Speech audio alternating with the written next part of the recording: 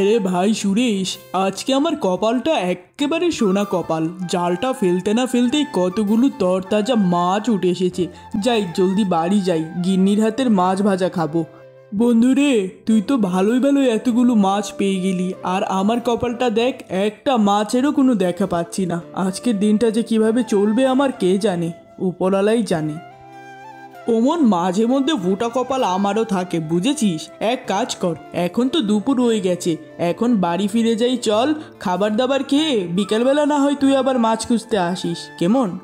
হ্যাঁ রে বন্ধু, ঠিকই বলেছিস, ক্ষুধাও পেয়েছে অনেক। চল বাড়ির দিকে যাই।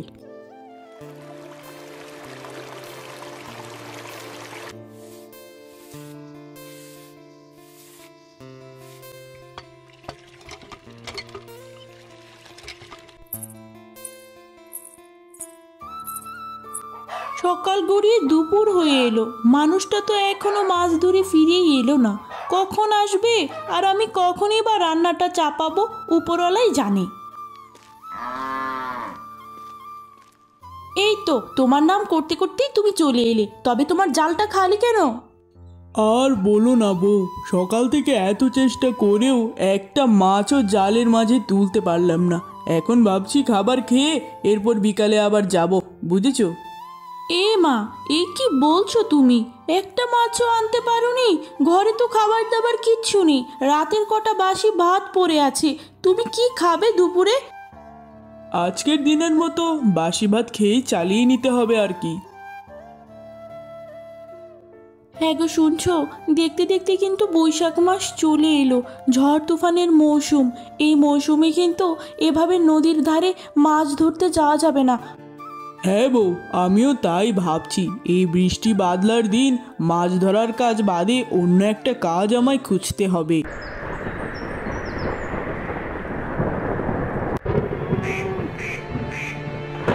হ্যাঁ গো, এত ঝড় তুফান হচ্ছে, এর মাঝে তুমি আবার মাছ ধরতে বেরিয়ে যাচ্ছ।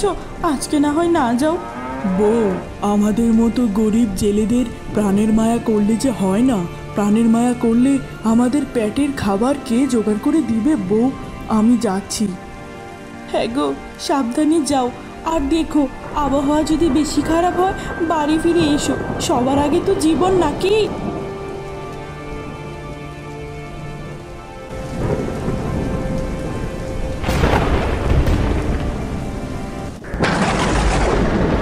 হে উপরওয়ালা, সকাল থেকে এত চেষ্টা করার পরেও এক টুকরো মাছও খুঁজে পাচ্ছি না। এই ঝড় তুফানের মধ্যে জীবনের ঝুঁকি নিয়েই মাছ ধরতে বের হয়েছি।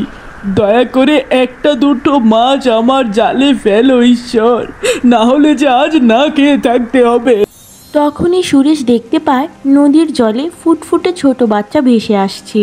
হ্যাঁ, এ কি? এ আমি কি দেখছি? এ দেখা যায় ছোট্ট ফুটফুটি শিশু। আহারে, কেমন করে কান্নাকাটি করছে। বাচ্চাটাকে জলদি তুলে নি, কে জানে বাচ্চাটা কার। এই মা, কি ভয়ানক ঝড় তুফান শুরু হয়েছে। হে ঈশ্বর, আমার স্বামীকে তুমি দয়া করে রক্ষে করো। সুরেশের সামনে হঠাৎ এক জলপরি আসে। হে জেলে, আমি হলাম জলপরি। জলকন্যা আমার একমাত্র আদরের সন্তান। আমার রাজ্যে আমার কন্যাকে হত্যার ষড়যন্ত্র চলছে, তাই আমি চাই আমার কন্যা বড় হওয়ার আগ পর্যন্ত সে তোমার সঙ্গেই থাকুক। দয়া করে আমার সাহায্য করো। নিশ্চয় পরিমা, আমি আপনার সাহায্য করতে চাই, কিন্তু আমি যে অনেক গরিব, নুন আনতে পান্তা ফোরায়। আপনার মেয়েকে তো খুব ভালো করে মানুষ করতে পারবো না। তুমি নিজের সন্তানকে যেমন করে মানুষ করতে, আমার সন্তানকে ঠিক তেমনভাবেই নিজের সন্তান ভেবে মানুষ করবে জেলে। একটা কথা মনে রেখো, আমার মেয়ের চোখের জল কোনোদিন যেন মাটিতে না পড়ে, তাহলে গ্রামে শুরু হবে ভীষণ দুর্যোগ। জলকন্যা এখন আধ পাঁচটা মনীষী সন্তানদের মতোই সাধারণ, বড় হওয়ার সাথে সাথে ওর শক্তিও প্রকাশ পাবে। ঠিক আছে পরিমা, আজকে থেকে সবাই জলকন্যাকে আমার নিজের কন্যা হিসাবে চিনবে। বড় হওয়ার সঙ্গে সঙ্গে আপনার সন্তান আপনার কাছে নিরাপদে ফিরিয়ে দেব। এরপর সুরেশ জলকন্যাকে নিয়ে আবার বাড়ির দিকে ফিরে যায়।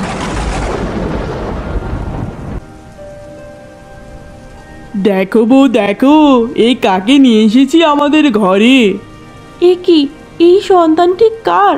আর তোমার জাল কোথায়? মাছ ধরে আনোনি এখনো তুমি? বলো। এরপর সুরেশ তার স্ত্রীর কাছে সমস্ত ঘটনা খুলে বলে।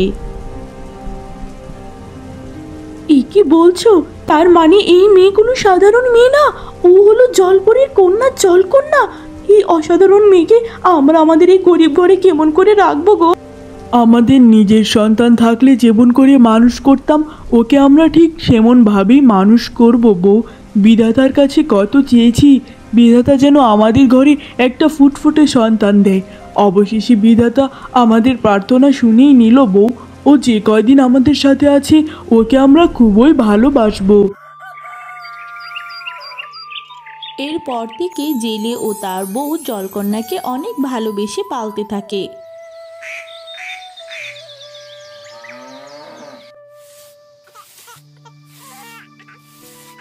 জেলের বউ ঘরে এসে দেখে জলকন্যা ক্ষুধার যন্ত্রণায় কান্নাকাটি করছে। তার চোখের জল মাটিতে পড়ায় সমস্ত বাড়ি কেঁপে উঠছে। এ মা, বাচ্চাটির মনে হয় ক্ষুধা পেয়েছে, তাই এত কান্না করছে। জলদি জলদি দুধ গরম করে খেতে দিই, আর একটু সময় থাকলে মনে হচ্ছে আমার ঘরটাই ভেঙে পড়ে যাবে। এরপর মাধবী গরুর দুধ গরম করে জলকন্যাকে খেতে দেয়। এতে সে শান্ত হয়ে ঘুমিয়ে পড়ে। যাক, অবশেষে সোনা মেয়েটা ঘুমোলো। যাই, এই ফাঁকে জলদি জলদি গিয়ে কাপড়গুলো ধুয়ে ফেলি। ঘুম থেকে উঠে আমায় না দেখলে আবার কান্না করা শুরু করবে।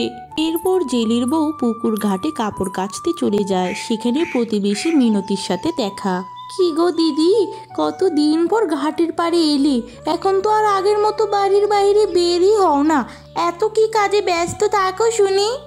একটা ঘরে যে কত কাজ থাকে রে বোন, তার উপর আবার বাচ্চাটাকে সামলে দিন শেষে সময়ই পাই না কোনো, তাই আর কি। বাবা, বাচ্চা? তোমার ঘরে বাচ্চা আসলো কবে গো? তুমি না বন্ধা, তাহলে তোমার ঘরে বাচ্চা কি করে এলো? বন্ধা হয়েছে দেখে তাই কি আমার ঘরে সন্তান থাকাটা পাপ নাকি? কয়দিন আগে আমার স্বামী এক এতিমখানা থেকে ফুটফুটে বাচ্চাটিকে আমার জন্য নিয়ে এসেছে। আমরা ওকে দত্তক নিয়েছি, বুঝেছো? আমি যাই এখন বাড়িতে। হ্যাঁ গো, শুনছো? আমার মতো এক বন্ধা নারীর ঘরে এক সন্তানের আগমনে পাড়া প্রতিবেশীর যেন ঘুমিয়ে উড়ে গেছে। ওরা অনেক কথাবার্তা শোনাচ্ছে আমায় পিঠ পিছনে। যাই হয়ে যাক বউ, জলকন্যার আসল পরিচয় কিন্তু কোনোভাবেই তাদের বলা যাবে না, তাহলে যে আমাদের মেয়ের বড়ই বিপদ হবে, বুঝেছো তুমি? হ্যাঁ, আমি যেভাবেই হোক ওর পরিচয় লুকিয়েই রাখি। তা তুমি যে কাজ খুঁজবে বলেছিলে, পেয়েছো? না বউ, এখনো কোনো কাজই খুঁজে পাচ্ছি না, কি যে হবে। এই কি মিনতি, তোমার সাথে তো কালকে ঘাটের পাড়ে দেখা হলো, তুমি হঠাৎ আমার বাড়িতে কি মনে করে এলে? তা কালকেই তো হঠাৎ করে তুমি বোমাটা ফাটালে। তোমার মতো বন্ধার ঘরে নাকি সন্তান, তা দেখতে এলাম। কেমন সন্তান নিয়ে এলে? তা দাও, তোমার সন্তানটিকে আমি একটু কুলে নিয়ে দেখি। এরপর সেই জলকন্যাকে কোলে নেওয়ার সঙ্গে সঙ্গে তার গায়ের পোশাক পরিবর্তন হয়ে যায়। সে আগের চেয়ে অনেক সুন্দরী হয়ে যায়। সঙ্গে সঙ্গে মিনুতে গ্রামের জমিদারের কাছে গিয়ে জেলের মেয়ের জাদু সম্পর্কে সব কিছু বলে দেয়, যা শুনে জমিদার অবাক হয়ে যায়। সঙ্গে সঙ্গে জমিদার জলকন্যাকে ধরে আনার জন্য তার লোক পাঠায়, কিন্তু জেলের বাড়িতে গিয়ে তারা কাউকে দেখতে পায় না। এ কি সিপাহী সাহেব, এখানে তো আমরা জেলের কোনো পরিবারের কাউকেই দেখতে পাচ্ছি না, মনে হচ্ছে পালিয়ে গেছে, চলুন গিয়ে জানাই। এরপর তারা জমিদারের কাছে এসে সমস্ত ঘটনা খুলে বলে, যা শুনে জমিদার রণবীর রেগে যায়। বেটা জেলের কত বড় সাহস, জমিদারের সাথে চালাকি চালাকি করে কোথায় যাবি? যে করেই হোক ওই জাদুকরি মেয়েকে আমার চাই চাই সিপাহী, সারা গ্রামের নজরদারি আরও বাড়িয়ে দাও এক্ষুনি। অন্যদিকে জেলে ও তার বউ জলকন্যাকে নিয়ে দৌড়ে দৌড়ে গ্রাম থেকে অনেক দূরে এসে যায়। হ্যাঁ গো স্বামী, মনে হচ্ছে আমরা ওই গ্রাম ছেড়ে আরেক গ্রামে চলে এসেছি, কিন্তু এখানে আশেপাশে কোথাও তো কোনো বাড়িঘর দেখছি না, আমাদের কাছে কোনো টাকা পয়সাও নেই। হ্যাঁ বউ, আমিও তো আমার মাছ ধরার জাল, নৌকা সব কিছু আমার গ্রামেই ফেলে এসেছি। এখন আমরা কি করে চলবো? টাকা কোথায় পাবো বউ? আমরা কি হবে আমাদের?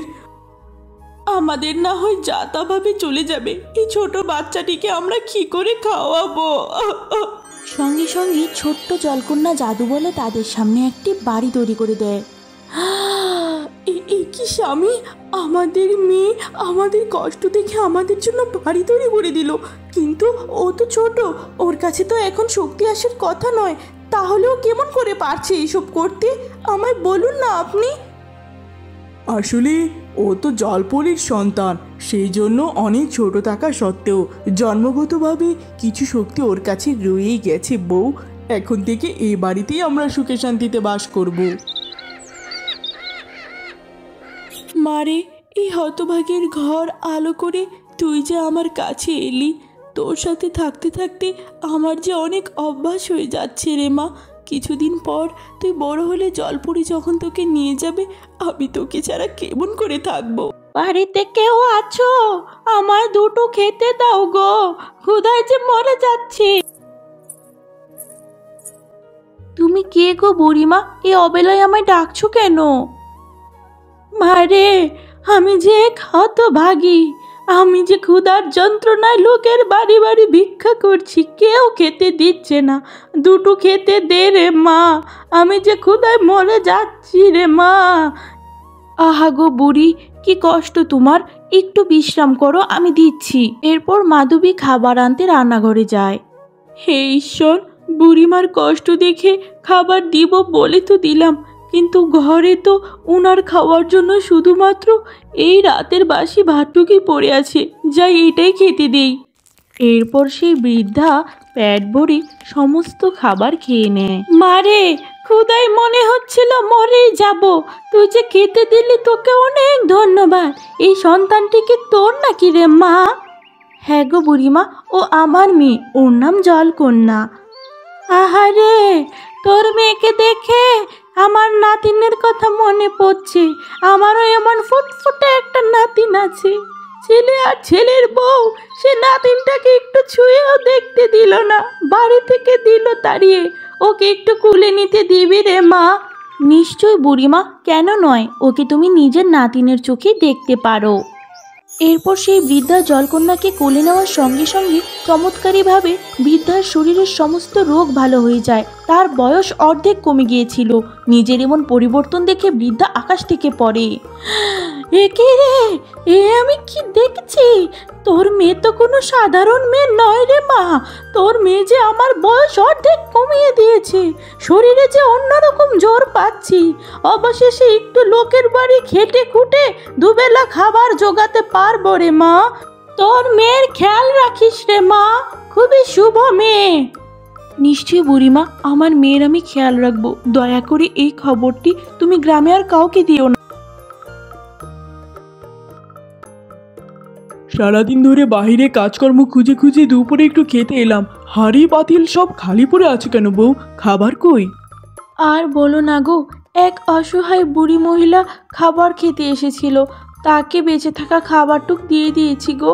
এখন যে ঘরে আর কোনো খাবারই নেই। সঙ্গে সঙ্গে জলকন্যা জাদু বলে তাদের ফাঁকা হাঁড়ি পাতিলগুলো খাবারে পরিপূর্ণ করে দেয়, যা দেখে তারা অবাক। এভাবেই জলকন্যার সুনাম সমস্ত গ্রামে ছড়িয়ে পড়ে। গ্রামের সকল মানুষ তাদের সমস্যা হলেই জলকন্যার কাছে এসে সমাধান করত। এভাবেই কেটে যায় বেশ কিছুদিন।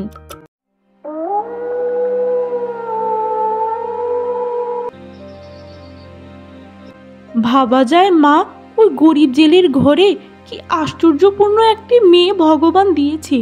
ওই জাদুকরি মেয়েটাকে যে করেই হোক চুরি করে এনে শহরে যদি ভালো দামে বেচতে পারি, আমাদের জীবনটাই একদম প্রতিষ্ঠিত হয়ে যাবে মা। হ্যাঁ বৌমা, তোমার গর্ধব মাথায় এতদিনে সঠিক একটা বুদ্ধি এসেছে। শুভ কাজে দেরি কিসের? রাত্রির বেলা এই সুযোগে চলো কাজটা করে ফেলি আমরা, বুঝেছ? কি আপনি আমায় গর্ধব বললেন মা? কাজটা কিন্তু একদমই ঠিক নয়। চলুন চলুন, জলদি চলুন। এরপর তারা বউ শাশুড়ি মিলে জলকন্যাকে চুরি করতে তার বাড়ি চলে যায়। সেখানে গিয়ে প্রীতি জলকন্যাকে তুলতে না তুলতে তার সমস্ত মুখ কালো হয়ে যায়, যা দেখে তার শাশুড়ি অবাক। এ কি বৌমা, তোর মুখের এই কি অবস্থা হলো রে? জলদি এই মেয়েকে নিচে নামিয়ে রাখ, এই মেয়ের শক্তি যে অপরিসীম। জলদি বাড়ি চল বৌমা। এ কি মা, এত কষ্ট করে এত দূর এলাম, আপনি হঠাৎ এই মেয়েকে রেখেই বাড়ি চলে যেতে বলছেন কেন? আরে বৌমা বাড়ি চল, গেলে আয়নাটা দেখলেই বুঝবি কেন বলছি। বাড়ি গিয়ে প্রীতি নিজের কালো চেহারা আয়নায় দেখে অবাক হয়ে যায়। ঈশ্বর, আমার কি সর্বনাশ হয়ে গেল!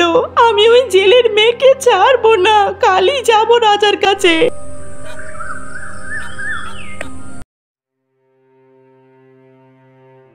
মহারাজ, আমাদের গ্রামকে রক্ষা করুন। আমাদের গ্রামে যে অশুভ শক্তির নজর পড়েছে।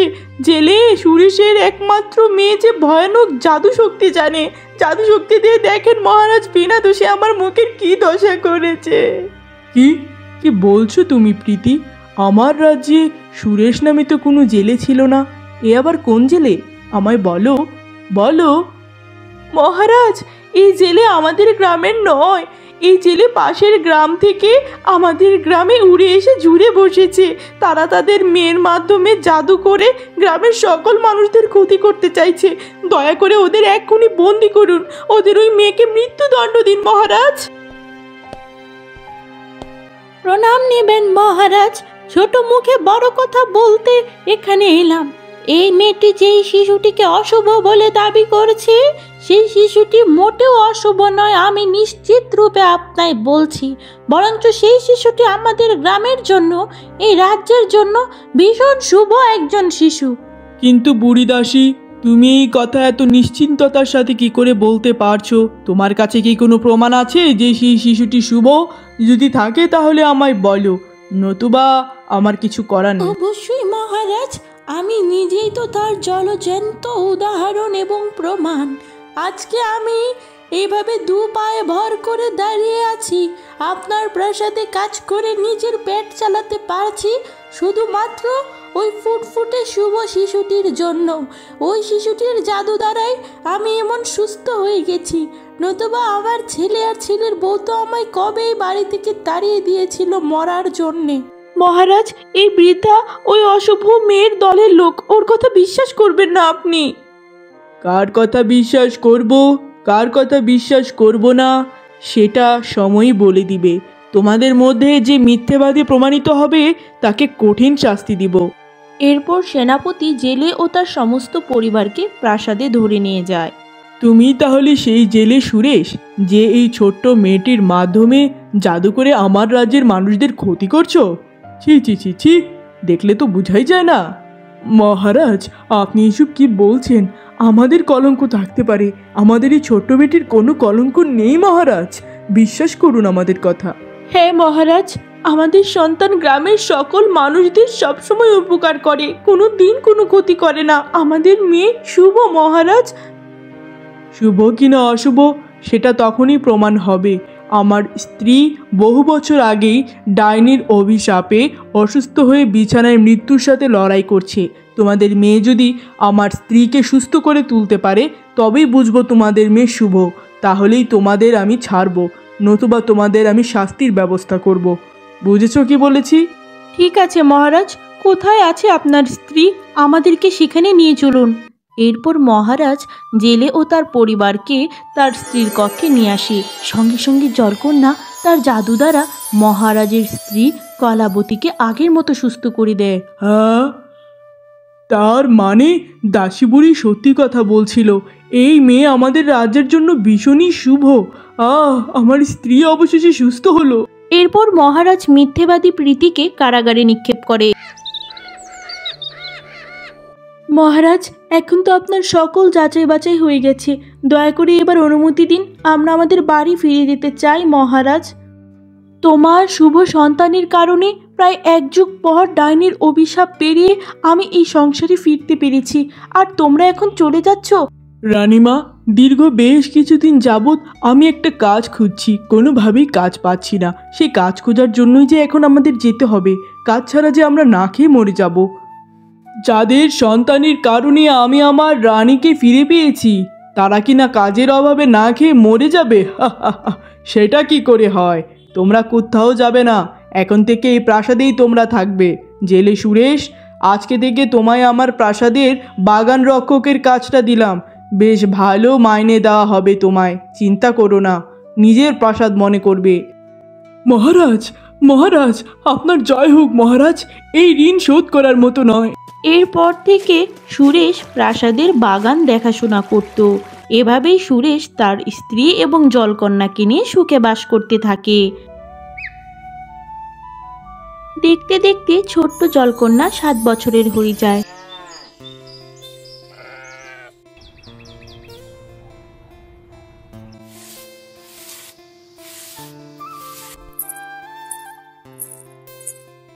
কি ব্যাপার মাধবী, তুমি সকালের নাস্তা না করে এখনো ঘরের কাজ করছো?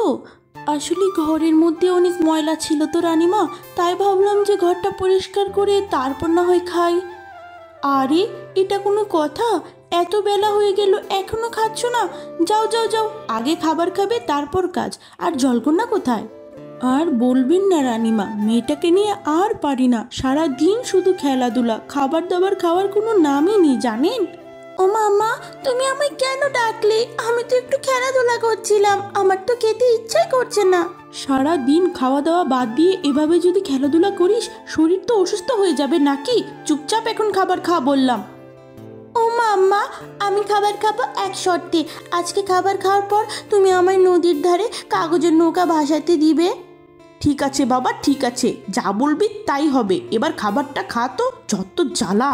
এরপর মাধবী জলকন্যাকে পরম যত্নে খাবার খাইয়ে দেয়। খাবার খাওয়া শেষে জলকন্যা নদীর পাড়ে চলে যায়। আহ, কত ভালো লাগছে! কত দিন পর আমার কাগজের নৌকা ভাসানোর ইচ্ছাটা পূরণ হলো। মা যে কেন আমায় বাড়ির বাইরে বের হতে দেয় না কে জানে। কি সুন্দর পরিবেশ, মিষ্টি মিষ্টি হাওয়া। হঠাৎ জলকন্যার কাগজের নৌকাটি নদীতে ডুবে যায়। জলকন্যা বলতে থাকে, এ মা, আমার নৌকাটা তো ডুবে যাচ্ছে। যাই যাই, আমার নৌকাটাকে জলদি জলদি তুলে নেই। এই কথা বলে সে যখন কাগজের নৌকাটি তুলতে যায়, অমনি ধপাস করে পানিতে পড়ে যায়। বাঁচাও, কে কোথায় আছো? বাঁচাও, আমি যে ডুবে যাচ্ছি। হঠাৎ নদীর তলদেশ থেকে একটি হাত উঠে আসে এবং সে জলকন্যাকে বাঁচিয়ে নেয়। কে তুমি? আমায় বাঁচালে? আমার সামনে আসো, আমি তোমায় দেখতে পাচ্ছি না কেন। কে তুমি? আমি কে, আমার পরিচয় তোমায় এখন বলা যাবে না জলকন্যা।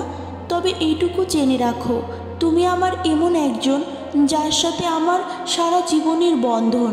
বাড়ি ফিরে যাও। কি রে, এত অনুরোধ করে নৌকা ভাসাতে গেলি, এত জলদি আবার ফিরে এলি যে? কি হয়েছে? এরপর জলকন্যা মাধবীর কাছে সমস্ত ঘটনা খুলে বলে। কত করে বলি বাড়ির বাহিরে যাস না যাস না, এত বড় প্রাসাদ, এর ভিতরে খেললেও তো হয়। মায়ের কথা তো আর শুনবি না, মাকে তো শত্রু ভাবিস। এরপর থেকে বাড়ির বাইরে গেলে দেখিস তোকে কি করি আমি। দিন দিন তোর আবদার বেড়েই চলেছে যত সব। মা, আমায় তুমি কেন এত বকো? তুমি ভালো না। আজকে কে আমার জীবন রক্ষা করলো? তার সাথে আমার কেমন সম্পর্ক? সে কে যে আমায় দেখা দিল না? আর আমার শরীরেও এত শক্তি কেন আসে মাঝে মধ্যে? আসলে আমার পরিচয়টা কি? মা বাবা কি আমার কাছে কিছু লুকোচ্ছে নাকি? আমার তো জলে ডুবে মরে গেলেই ভালো ছিল, মা শুধু বকে। মহারাজ, আমি বলছিলাম সুরেশকে যদি বাগান রক্ষকের কাজের চেয়ে আর একটু উচ্চপদস্থ কোনো পদে প্রতিষ্ঠিত করতেন, ভালো মাইনে পেত, বউ সন্তান নিয়ে ভালো মতো খেয়ে পড়ে চলতে পারত। কি বলছো রানী? ওর মতো রাস্তার গরিব জেলেকে তুলে এনে আমার রাজ্যে জায়গা দিয়েছি, বাগান রক্ষকের পদ দিয়েছি, এর চেয়ে বেশি আর কি করবো ওর জন্য? মহারাজ, আপনি এসব কি বলছেনটা কি? ওই সামান্য জেলের অসাধারণ মেয়ের কারণেই কিন্তু আজকে আমি আপনার সামনে বসে আছি, আর আজ আপনি এভাবে কৃতজ্ঞতা অস্বীকার করছেন ওদের। আরে আজব তো, কৃতজ্ঞতা অস্বীকার কোথায় করছি রানী? শুনো রানী, সবাইকে সবার সীমা পর্যন্ত রাখতে হয়, বুঝেছ? কি গো বউ, সারাদিন পর কাজ করে এসে আমার সোনামা জলকন্যার মুখটা দেখছি না, কোথায় আমার মেয়ে? আর বলো না, তোমার এইসব আদরে না তোমার ওই মেয়েটা বাদর হচ্ছে। দিনকে দিন ওর ভুলভাল আবদার রাখতে গিয়ে জানো আজকে ওর কত বড় বিপদ হতে যাচ্ছিল। সেই জন্য বকা দিয়েছে দেখে মুখ ফুলিয়ে ঘরে বসে আছে। এত জেদ! বউ, তুমি মেয়েটাকে কেন এত শাসন করো? তুমি জানো না ওর কান্না যদি মাটিতে পড়ে কত বড় অনর্থ হয়ে যাবে? বুঝো না কেন তুমি? মারে, মন খারাপ করে ঘরে বসে আছিস কেন? দুপুরে খাবার খাবি না? চল মা, তোকে খাইয়ে দিব গল্প শুনিয়ে। চল না রে মা। না বাবা না, আমি তো একদমই ভালো না মায়ের চোখে। আমার খাবার খাওয়ার দরকার নেই, আমি চুপ করে এখানেই বসে থাকবো। মা আমায় শুধু বকে। কাঁদিস না রে মা। তুই কাঁদলে অনেক বড় অনর্থ হয়ে যাবি। তোর মা তোকে অনেক ভালোবাসে দেখি শাসন করে রে মা। অন্য 8-5টা সন্তানের মতো তোর জীবন নয় রে মা, সেই জন্য তোর মা তোকে বাহিরে বেরোতে দেয় না। কেন বাবা, অন্য সবার মতো আমার জীবন স্বাভাবিক কেন নয় বাবা? তোমরা কি আমার থেকে কিছু লুকাচ্ছ? তাহলে আমায় বলো, বলো না। মারে, তোর যে বড় সত্যটা লুকানো আছে সেটা জানার সময় এখনো আসেনি। যখন সময় আসবে তোকে জানিয়ে দিব রে মা। ও মা, তোমাকে আমি সেই কবে থেকে বলছি আমি একটু মাংস ভাত খাবো, তুমি একদিনও মাংস করো না কেন মা? এই, তুই জানিস না তোর বাবা রাজার প্রাসাদে বাগান রক্ষক মাত্র, কোনো জমিদার নয়। কেন বুঝেও অবুঝের মতো করিস জলকন্যা, বল তো? বউ, মেয়েটা সামান্য মাংস ভাত খাওয়ার আবদার করেছে, এটাতেও তোমার মেয়েটাকে এত কথা শোনাতে হয় না কি? বুঝলাম না তো আমি। আজকে তুমি যাই বলো না কেন মা, আজকে আমি মাংস ভাত ছাড়া খাবো না, মানে খাবোই না। এই কথা বলে জলকন্যা মন্ত্র বলে নিমেষে আস্ত মুরগি হাজির করে। জলকন্যা, কথায় কথায় এভাবে জাদু শক্তি প্রয়োগ করে তুই কি বোঝাতে চাস? তুই অনেক শক্তিশালী। এরপর থেকে এভাবে কারণে অকারণে যদি জাদু প্রয়োগ করিস, তুই আমার মরা মুখ দেখবি, বুঝেছিস তুই? ও মামা, আমার ভুল হয়ে গেছে মা, তুমি এমন কথা বলো না মা। আমি যে তোমায় খুব ভালোবাসি, কিন্তু আমার মাঝে এত শক্তি কেন মা? আমি এত শক্তি কোথা থেকে পাই? আমায় তোমরা বলো না, কেন আমি এত শক্তিশালী? মারে, তোর এই সত্যটা আমরা যে তোকে এখন বলতে পারবো না। তোর মা বাবার উপর ভরসা রাখ, একদিন ঠিকই সব জানবি তুই।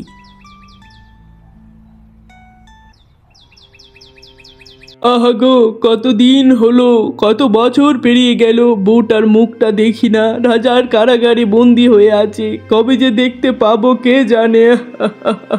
তুই কাঁদিস না রে বাপধন, তোর কষ্ট আমি বেঁচে থাকতে সহ্য করব না। যেই মেয়ে বৌমার এই অবস্থা করেছে তাকে দেখে নেব। এরপর প্রীতির শাশুড়ি জলকন্যাকে ক্ষতি করার জন্য ভয়ঙ্কর এক ডাইনির আস্তানায় যায়। ডাইনি মা, দয়া করে এই অধমকে একটু সাহায্য করুন। একটা জেলের সাধারণ মেয়ে কি করে যে এত শক্তি পায় জানি না। ওই পুচকে জলকন্যার কারণে আমার একটা মাত্র ছেলের বউ কত বছর ধরে কারাগারে। একটা সাধারণ জেলে কন্যার এত শক্তি কি করে হলো? আমায় পুরোটা খুলে বল। এরপর প্রীতির শাশুড়ি ডাইনির কাছে জলকন্যার সমস্ত ঘটনা খুলে বলে। তার মানে তো এই মেয়ে ভীষণ ক্ষমতাধারী একজন মেয়ে। এরকম মেয়ে তো খুঁজছিলাম বলি দেওয়ার জন্য। তোর কাজ হয়ে যাবে, বাড়ি ফিরে যা।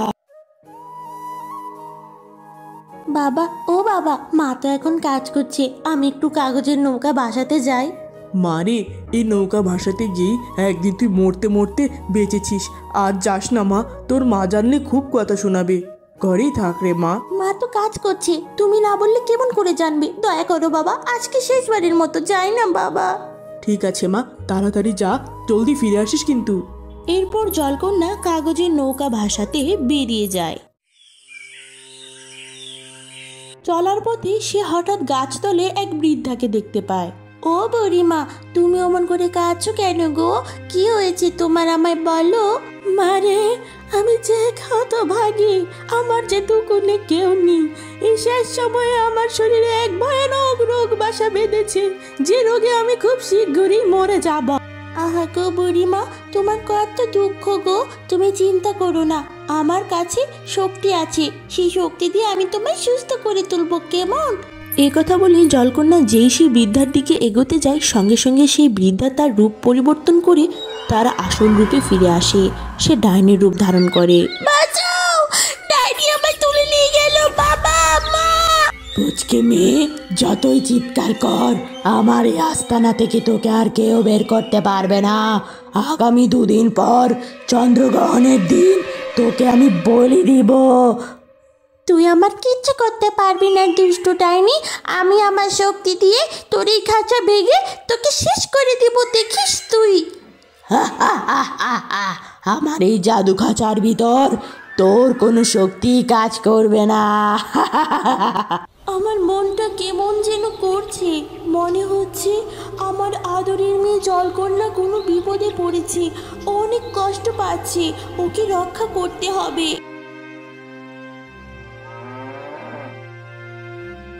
কি গো, জলকন্যা কোথায় গেল? সে কখন ধরে তো দেখতে পাচ্ছি না মেয়েটাকে, বলো। বউ, ঘন্টাখানেক আগে জলকন্যা আমায় বলে নদীর ধারে নৌকা ভাসাতে গিয়েছিল, কিন্তু মেয়েটা যে এখনও আসছে না। আমার সব জায়গায় খোঁজা শেষ বউ। কি কি বললে তুমি? ওই দিনের এত বড় একটা ঘটনার পরও তুমি আজও আমার মেয়েটাকে ওই নৌকা ভাসাতে পাঠিয়ে দিলে, আর এই কথা আমায় এখন জানাচ্ছ? না জানি আমার মেয়েটার কি বিপদ হলো। আমার ভুল হয়ে গেছে বউ, আমি বুঝতে পারিনি। এক্ষুনি চলো আমরা মহারাজ মহারানীর কাছে যাই, তাদের সাহায্য পেলে আমরা তাড়াতাড়ি খুঁজে পেতে পারবো। মহারাজ, জলকন্যা ঘন্টাখানেক ধরে গায়েব হয়ে আছে, আমাদের মেয়েটিকে কোথাও খুঁজে পাচ্ছি না, খুঁজে পেতে সাহায্য করুন। কাগজের নৌকা ভাসাতে গিয়েছিল মহারাজ, এখন আর কোথাও খুঁজে পাচ্ছি না। আশেপাশে খবরও নিয়েছি, কেউ দেখেনি মহারাজ। আপনারা সাহায্য করলে তাড়াতাড়ি খুঁজে পাবো। এ কি বলছো সুরেশ? এতক্ষণ ধরে জলকন্যা গায়েব আর তোমরা এখন জানাচ্ছ? জলদি জলদি ওকে খোঁজার ব্যবস্থা করছি, কেমন? এ কি বলছো রানী? ওদের মেয়ে হারিয়েছে, আমরা কেন খুঁজতে যাব? দেখো সুরেশ, তোমাদের মেয়ে হারিয়েছে, তোমাদের মেয়ে তোমরা খুঁজে দেখো, ঠিক আছে? আমার সেনাদের এত সময় নেই। মহারাজ, আপনি কি জলকন্যার অবদান একেবারেই ভুলে গেছেন? এইটুকু একটা বাচ্চা হারিয়ে গেছে, আপনি এসব কি বলছেনটা কি মহারাজ? বলুন আমায়। মহারাজ, দয়া করে গরিবের উপর থেকে দয়ার হাত সরিয়ে নেবেন না মহারাজ। আপনার সাহায্য পেলে আমরা যে খুবই উপকৃত হতাম মহারাজ, দয়া করুন। না জানি আমার মেয়েটা কোথায় বন্দি হয়ে আছে, দয়া করে সাহায্য করুন মহারাজ। তোর মতো পথের ফকিরকে তুলে এনে দয়া করে আমার প্রাসাদে থাকতে দিয়েছি, একটু দয়া কি তোর জন্য যথেষ্ট নয়? আমি বললাম না আমার প্রাসাদের সেনাদের তোর মেয়েকে খোঁজার মতো সময় নেই, তোর মেয়ে তুই খুঁজে নে, বেশি কথা বললে প্রাসাদ ছাড়া করে দিব তোদের। এরপর সুরেশ কোনো উপায় না দেখে জলপরীর কাছে যেতে থাকে সাহায্যের জন্য। মাঝ নদীতে এসে সুরেশ বলে, হ্যাঁ, আগের বার তো এই জায়গাতে পরিমা আমায় দেখা দিয়েছিল। পরিমা, ও পরিমা, আপনি কোথায়? জলকন্যাকে যে আমরা হারিয়ে ফেলেছি, সাহায্য করুন। সঙ্গে সঙ্গে জলপরী আসে। হে সুরেশ, তুমি এসে খুবই ভালো কাজ করেছো। মনে মনে আমি তোমায় খুঁজছিলাম। আমার মেয়ে জলকন্যা অনেক বিপদে পড়েছে। এই গ্রাম থেকে কিছুটা দূরে ভয়ানক এক গুহায় এক জাদুকর্ণী ডাইনি আমার মেয়েকে বন্দি করে রেখেছে। সে খুব শীঘ্রই আমার মেয়েকে বলি দিয়ে দিবে। জলদি আমার মেয়েকে উদ্ধার করতে হবে। পরিমা, আমি তো একজন সাধারণ মানুষ, আমি ওই ডাইনির হাত থেকে জলকন্যাকে কেমন করে উদ্ধার করব আপনার সাহায্য ছাড়া? আপনার জন্য তো এ অতি সহজ কাজ পরিমা। তাহলে ওই ডাইনির রাজ্যে আমাদের প্রবেশ নিষেধ, সেই জন্য আমি আমার মেয়েকে রক্ষা করতে পারছি না। তবে আমি তোমায় সাহায্য করব। তোমায় আমি একটি জাদু পালক দিব।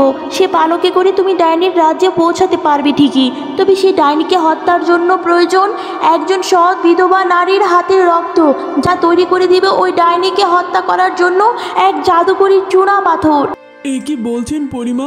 আমি এমন বিধবা কোথায় পাবো যে কিনা জলকন্যার জন্য নিজের রক্ত দিবে? না না না, যে করেই হোক আমায় এমন মানুষ খুঁজে বের করতে হবেই। আহারে, ঘর বাড়ি কেমন করে কেঁপে উঠছে, নিশ্চয়ই জলকন্যা অনেক বিপদে আছে।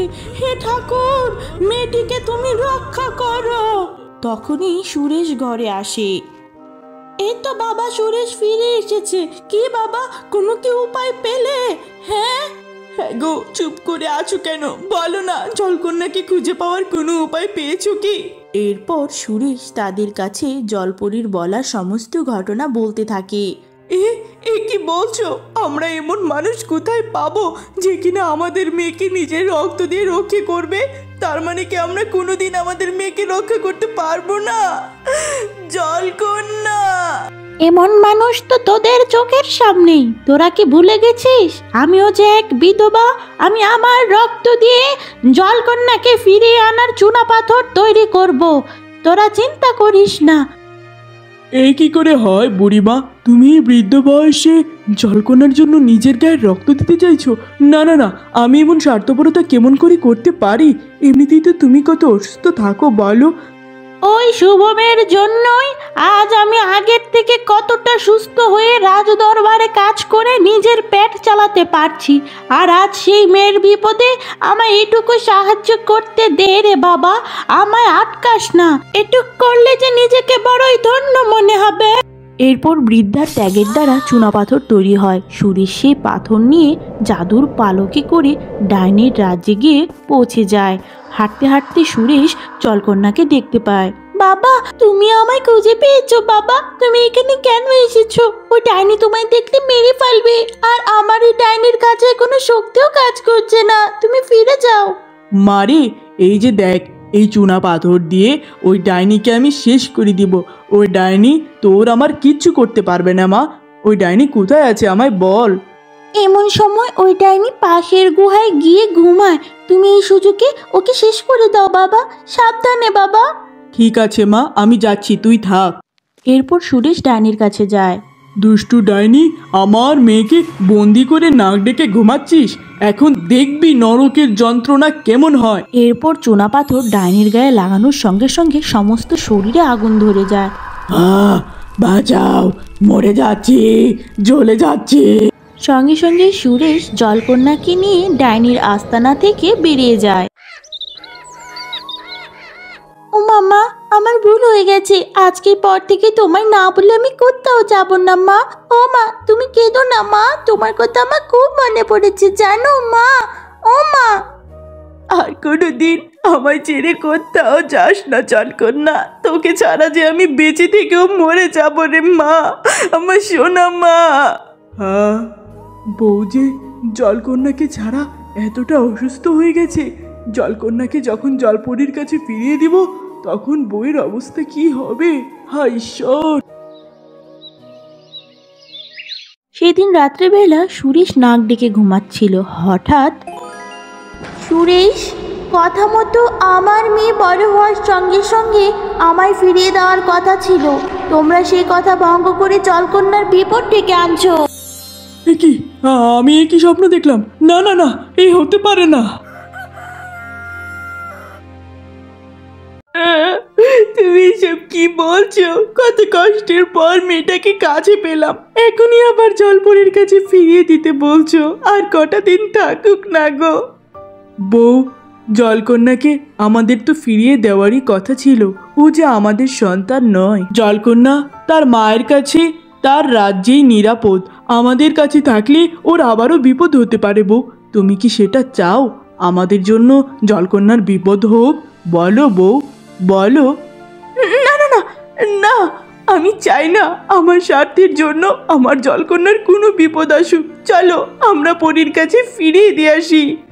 বাবা, মা, যদিও তোমরা আমার আসল মা বাবা নও, তারপরেও আমি কোনো দিন তোমাদের ভালোবাসা ভুলতে পারবো না। মারে, তোর মতো এমন শুভ একজন মেয়েকে এত বছর নিজেদের সন্তান হিসাবে লালন পালন করতে পারায় আমরা অনেক গর্বিত রে মা। হ্যাঁ রে, যদি পারিস এই গরিব জেলে মা বাবাটার সাথে মাঝে মধ্যে একটু দেখা করিস জলকন্যা, ভুলে যাস না। নিশ্চয়ই মা, আমি তোমাদের সাথে প্রতিদিন দেখা করব। তোমাদের যখন যা বিপদ হবে সঙ্গে সঙ্গে আমায় মনে করবে তোমরা। এরপর থেকে জলকন্যা তার মায়ের সাথে সুখে শান্তিতে থাকতে থাকে। মহারানী, আমরা যাই। আপনি নিজের খেয়াল রাখবেন। আমাদের জন্য আপনার এই কদিন অনেক কষ্ট হয়েছে, আমাদের ক্ষমা করবেন। তোমরা ক্ষমা কেন চাইছো? জলকন্যার জন্যই আমি নতুন জীবন পেয়েছি। আর আজ তোমরা এই প্রাসাদ ছেড়ে চলে যেতে চাইছো কেন? কেন? থেকে যাও। রানীমা, আমাদের জলকন্যাই এখন আর আমাদের মাঝে নেই। এই সচ্ছলতা দিয়ে আমরা কি করব? ওই ছোট্ট কুড়ে ঘরেই আমাদের অনেক শান্তি। আমরা আর মহারাজের বোঝা হতে চাই না রানীমা। আপনি আমাদের জন্য অনেক করেছেন, আপনার কৃতজ্ঞতা আজীবন মনে থাকবে। ঠিক আছে, তাহলে তোমরা যাও। আর মহারাজের আচরণের জন্য আমি তোমাদের কাছে ক্ষমা চাইছি। কোনোদিন কোনো প্রয়োজন হলে অবশ্যই আমার কাছে আসবে। আমার সাহায্যের দরজা সবসময় খোলা থাকবে।